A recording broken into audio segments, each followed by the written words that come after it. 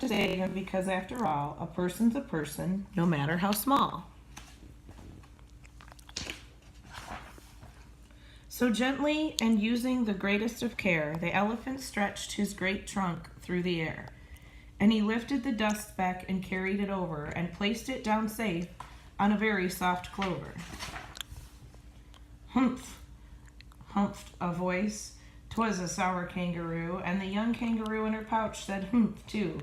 Why, that speck is as small as the head of a pin. A person on that, why, there never has been. Believe me, said Horton, I tell you sincerely, my ears are quite keen, and I heard him quite clearly. I know there is a person down there, and what's more, quite likely, there's two, even three, even four, quite likely.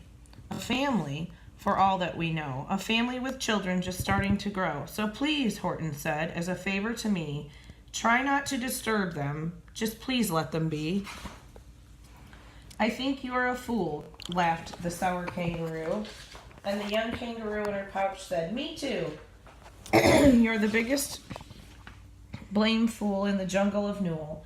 And the kangaroo plunged in the cool of the pool. What terrible splashing, the elephant frowned. I can't let my very small persons get drowned. I've got to protect them. I'm bigger than they. So he plucked up the clover and hustled away. Through the high jungle treetops, the news quickly spread. He talks to a dust speck. He's out of his head.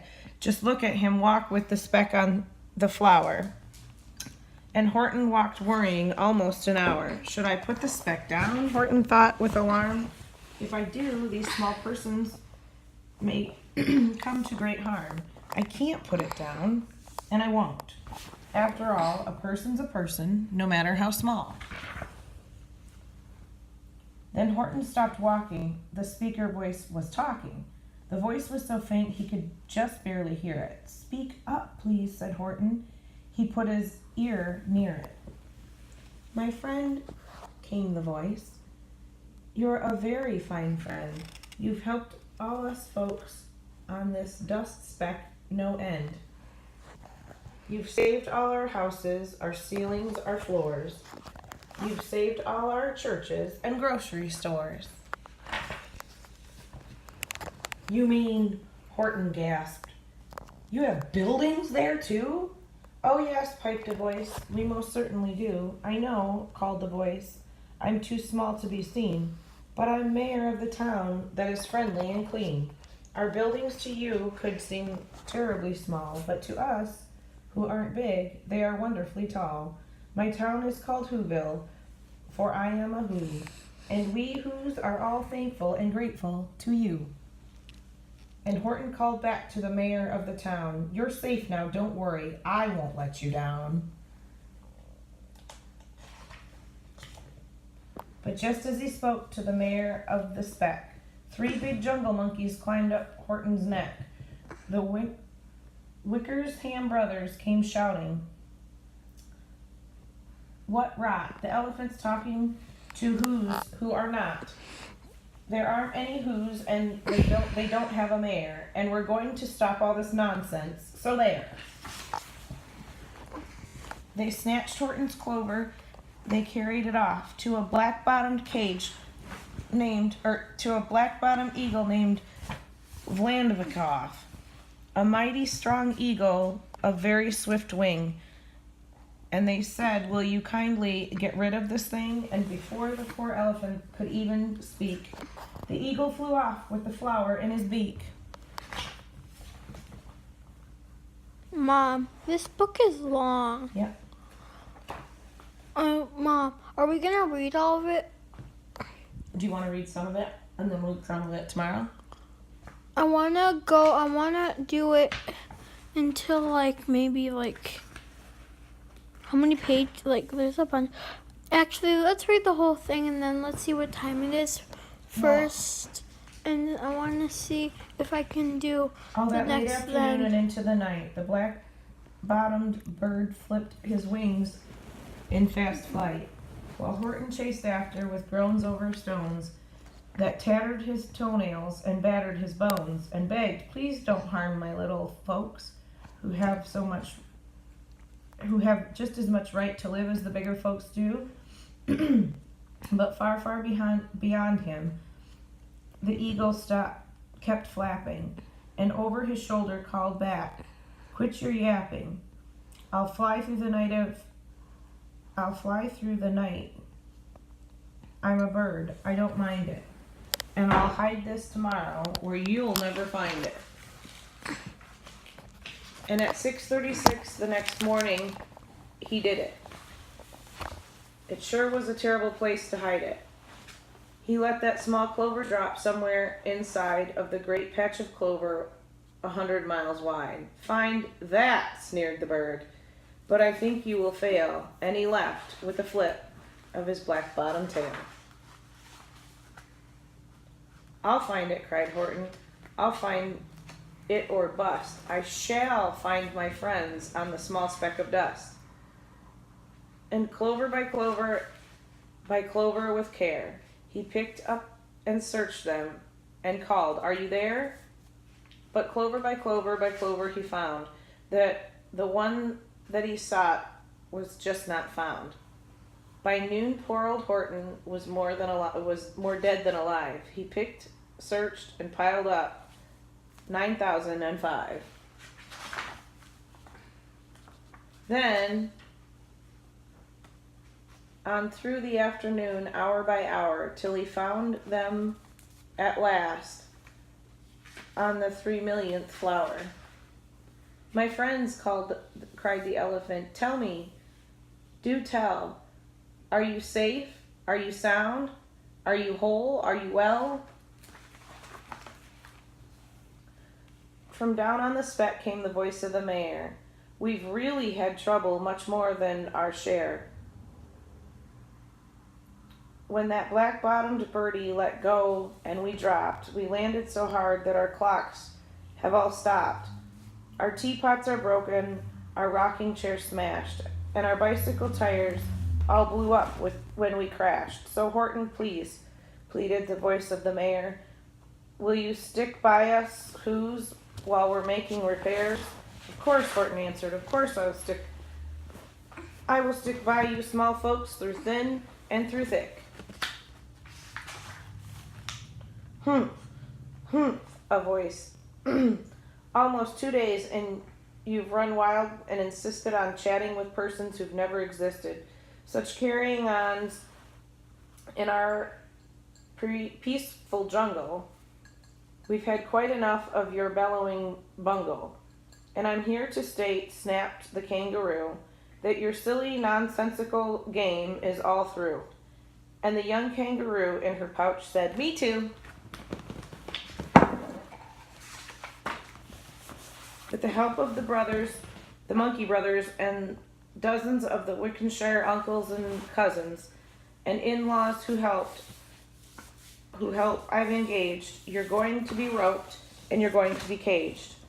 And as for your dust speck, that we shall boil in a hot steaming kettle of bezel nut oil." "Boil it?" gasped Horton. "Oh, that you can't do. It's all full of persons. They'll prove it to you." Mr. Mayor," Horton called. "Mr. Mayor, you've got to prove now that you really are there.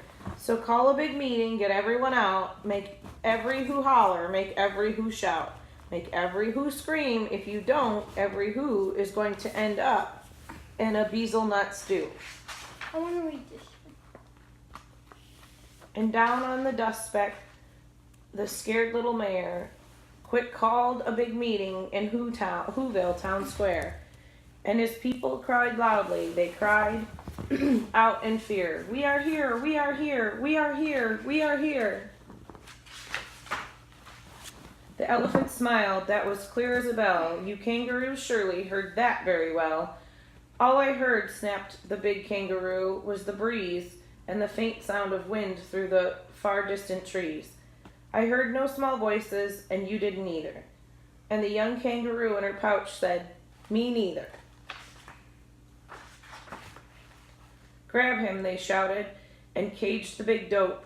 Lassoed his stomach with 10 miles of rope.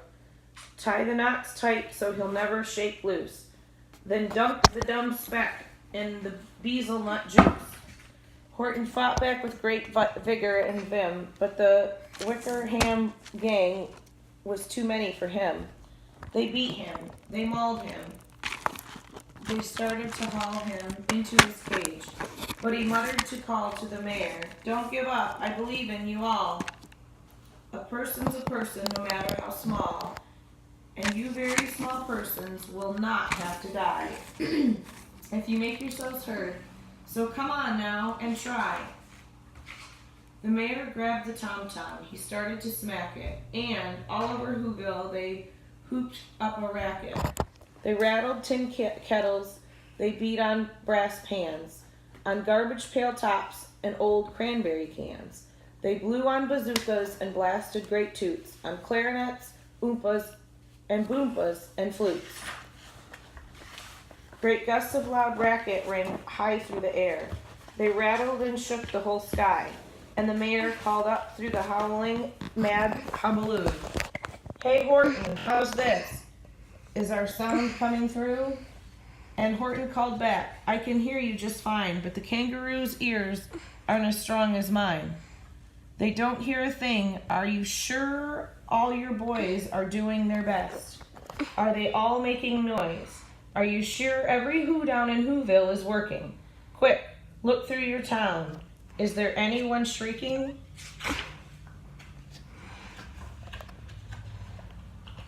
Wait, Through the town rushed the mayor from the east to the west, but everyone seemed to be doing his best. Everyone seemed to be yapping and yipping. Everyone seemed to be beeping and bipping. But it wasn't enough. All this ruckus and roar. He had to find someone to help him make more. He raced through each building. He searched floor to floor. And just as he felt he was getting nowhere, he almost about to give up in despair, he suddenly burst through the door, and that mayor discovered one shirker quite hidden away in the Fairfax Apartments, apartment 12D.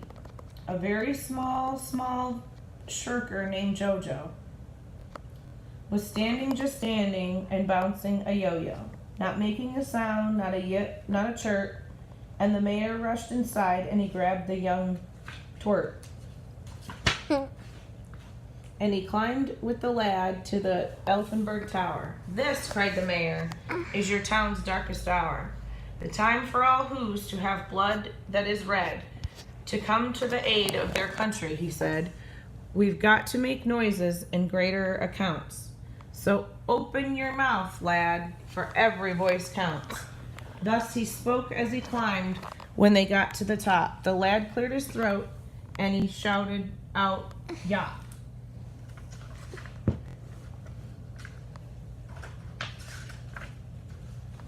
And that yop, that one small extra yop, put it over. Finally, at last, from the speck on the clover, their voices were heard. They rang out clear and clean. And the elephant smiled. "Do you see what I mean? I've proved they are persons, no matter how small, and their whole world was saved by the smallest of all." "How true, yes, how true," said the big kangaroo. "And from now on, you know what I'm planning to do. From now on, I'm going to protect them with you." And the young kangaroo in her pouch said, what did she say? Me too. "Me too." "From the sun in the summer, from the rain when it's fallish, I'm going to protect them no matter how smallish." So now I can do my retell Yes. or whatever. Okay, can you help me? Can you help me? What are we doing? Is that Like the yeah, mobile? mobile, whatever. I don't know. You need to help me with Well, the zero. I need to get in the shower now that I've read that. You No. get that part done. But I need. We can actually probably make the mobile tomorrow. I don't have to work, or I have to work tomorrow. I didn't say that.